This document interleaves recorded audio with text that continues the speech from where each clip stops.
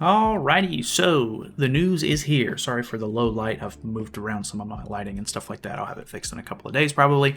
But either way, we do have the Valentine's Day patch, and with that comes a new Valentine's Day Diane, which got leaked quite a while ago, actually, like several weeks ago, because of the hammer that they put into the game files or whatever. But she actually does seem pretty cool. If we want to, we can open up the 7DS database. We're not going to go like super in depth or anything, but she has a Pierce single target card. She has a taunt that is even 2 turns at level 1. God, it's even darker when I have this page open. But at levels 2 and higher, it actually depletes ultimate move gauge whenever she gets attacked, kind of like Red Excalibur Arthur's does. Because she does have a stance, her Holy Relic actually does get used that way, which is great because honestly, there's a lot of scenarios where they completely don't think of the Holy Relic in that sense. But the passive is, at the start of the battle, apply Mark of Love to the unit. Mark of Love is, for every ally damaged by enemy, increases allies' basic stats by 3%, maximum of 10 stacks. So that's 30% basic stats, which is actually pretty good. If the unit is taking a stance, increases the unit's HP-related stats by 20%. If the stance is removed from the unit, apply buff that increases crit defense by 30% for 2 turns to all allies, which is great, actually.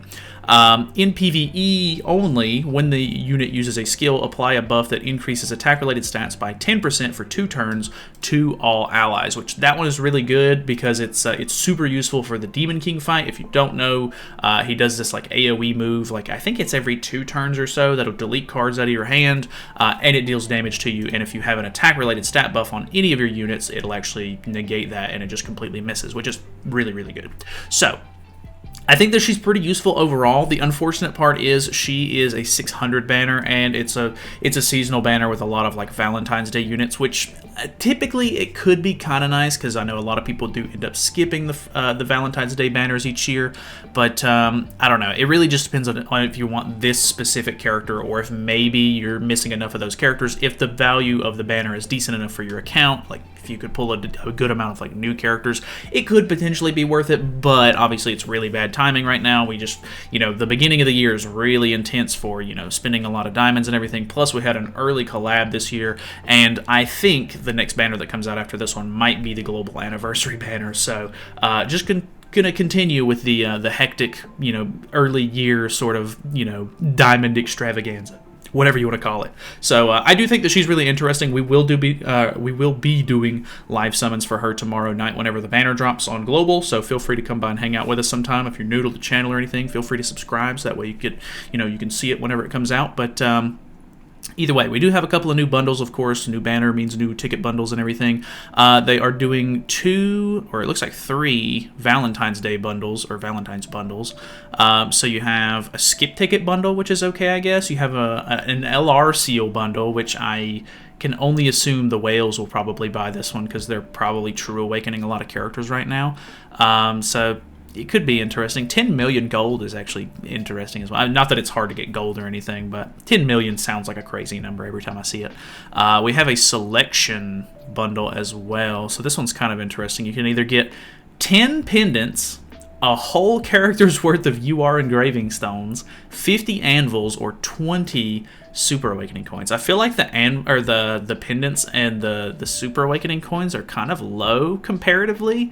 And then the last one, you just get to pick one of any of the costume enhancement materials. That's kind of weird, I gotta say. But I guess, I don't know. I guess it is what it is. Probably not buying that. Probably not going anywhere near that, to be honest with you. So we do get a special check-in. So I did see somebody comment whenever the JP patch notes came out that they were a little concerned because they're giving out a lot of Super Awakening coins. They're giving out a lot of SSR pendants right here, and that is a little concerning because if you don't know, last time they gave out a bunch of pendants and coins, there was some big stuff coming out. So I can't remember who the comment was specifically, but they were saying because there's a lot of SSR pendants in this thing, they're a little scared that the next, festival character could end up being a UR character. I honestly would not put it past them if it was a new UR character, considering the fact that it's like this brand new rarity that's coming out. I'm gonna pretty much expect it at this point, which who knows? I don't know. I'm assuming it's going to end up being Chaos Arthur if I had to guess, but some people are speculating it could potentially be like another OC festival or something, whether it be Catastrophes or Ragnarok, of course. But I don't know. I think Arthur's probably the most likely scenario. I know that they wanted to get into the 4 Knights content at the beginning of the year, but obviously that's been kind of pushed back a little bit. So I assume they're trying to get into that, you know, as fast as possible, but I really don't know for sure. But whenever we get the next story chapter, it should be the end of the 7 Deadly Sins anime story for the game, which is actually a really big occasion. So I can only hope that they're going to go all out with it, maybe.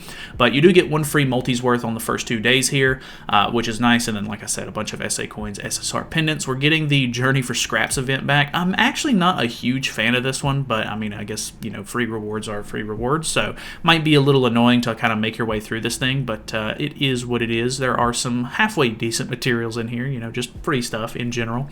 And then it looks like these floor score rewards are actually pretty decent. You've got some demon materials in here, equipment materials in here, SA coins, couple of pendants and stuff like that, which is kind of nice. I'm really looking forward to maybe demon food. I keep blowing through all of my OG demon food, and I need more.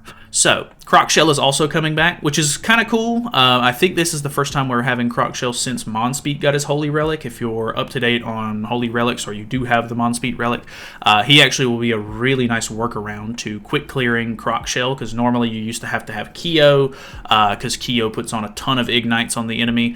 And if you don't know, the whole gimmick to Croc Shell is that you have to put on a certain amount of ignites depending on what difficulty you're playing on, and then his shield goes away, and then you can actually deal damage to him. And I've already seen a team where they run Kyo and Monspeet together, and you basically get rid of the shield turn 1, and then you can just beat the crap out of him. It's fantastic. Looking forward to beating this guy up again. So it should be okay. We get 1 SSR pendant, 3 SA coins, and 5 diamonds there, which is kind of nice.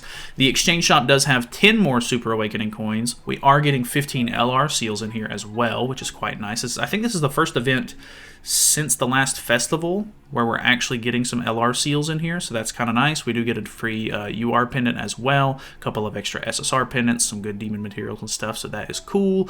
They're bringing back Valentine's Day costumes, so these ones right here that they have on Showcase, which are Jenna, Zaneri, Elaine, and Derriere, these all have set bonuses. You can see right here underneath. I will let you pause the video if you want to go over these, but basically they are for various things. If you complete certain activities while these characters are on, you know, your team, you will actually get extra materials and stuff. It's not like groundbreaking or like, you know, insane gains or anything, but it's kind of nice to have. I do typically run Derriere still for like Belmoth, for example, and I actually use LR Escanor for my damage dealer now, and where I used to use her, but I just threw her in the back.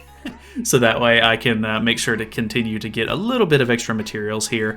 And then I do have all 3 of these as my backliners on the original, like Red Demon, Grey Demon, and Howlix. But I don't really do those anymore, so I don't get a whole lot of use out of these costumes. Depending on how far into the game you are as far as like box progression, might be more useful than others, but we are getting 1 new battle event. There is a new knighthood competition schedule coming out, and then we have Queen Diane being added to special and seasonal hero for Heroes Arena. So that is nice. I have seen she has really good CC, so I think that she'll be kind of a nice character if you are looking to get the seasonal, you know, special bonus stats and everything like that for your Heroes Arena teams.